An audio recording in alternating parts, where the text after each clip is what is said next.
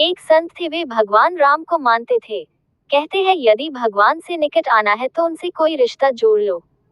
जहाँ जीवन में कमी है वही ठाकुर जी को बैठा दो, वे जरूर उस संबंध को निभाएंगे।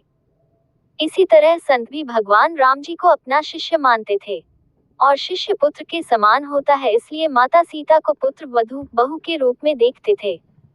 उनका नियम था रोज मंदिर जाते और अपनी पहनी माला भगवान को पहनाते थे, पर उनकी यह बात मंदिर के लोगों को अच्छी नहीं लगती थी। उन्होंने पुजारी से कहा, ये बाबा रोज मंदिर आते हैं और भगवान को अपनी उतारी हुई माला पहनाते हैं। कोई तो बाजार से खरीद कर भगवान को पहनाता है और ये अपनी पहनी हुई भगवान को पहनाते हैं। पुजारी जी को सबने भड़काया कि बाबा की माला आज भगवान को मत पहनाना। अब जैसे ही बाबा मंदिर आए और पुजारी जी को माला उतार कर दी, तो आज पुजारी जी ने माला भगवान को पहनाने से इनकार कर दिया और कहा, यदि आपको माला पहनानी है तो बाजार से नई माला लेकर आए, ये पहनी हुई माला ठाकुर जी को नहीं पहनाएंगे। वे बाजार गए और नई माला लेकर आए। आज संत मन में बड़े उदास थे।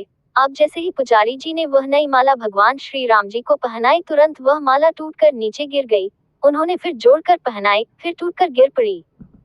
ऐसा 3-4 बार किया, पर भगवान ने वह माला स्वीकार नहीं की। तब पुजारी जी समझ गए कि मुझसे बहुत बड़ा अपराध हो गया है और पुजारी जी ने बाबा से क्षमा मांगी। संत सीता जी को बहू मानते थे, इसलिए जब भी मंदिर जाते पुजारी जी सीता जी के विग्रह के आगे पर्दा कर देते थे। भाव ये होता था कि बहू ससुर के सामने सीधे कैसे आए, और बाबा केवल राम जी का ही दर्शन करते थे। जब भी बाबा मंदिर आते तो बाहर से ही आवाज लगाते, पुजारी जी हम आ गए, और पुजारी जी झट से सीता जी के आगे पर्दा कर देते। एक दिन बाबा ने बाहर से आवाज लगाई, पुजारी जी हम आ गए। उस समय पुजारी जी किसी दूसरे काम में लगे हुए थे, उन्होंने सुना नहीं। तब सीता जी तुरंत अपने विग्रह से बाहर आए और अपने आगे पर्दा कर दिया। जब बाबा मंदिर में आए और पुजारी ने उन्हें देखा तो बड़ा आश्चर्य हुआ और सीता जी के विग्रह की ओर देखा तो पर्दा लगा है। पुजारी बोले, बाबा आज आपने आवाज तो लगाई ही नहीं। बाबा बोले, पुजारी जी मैं तो रोज की तरह आवाज लगाने के बाद ही मंदिर में आया। तब बाबा समझ गए कि सीता जी स्वयं की आसन छोड़कर आए और उन्हें मेरे लिए इतना कष्ट उठाना पड़ा।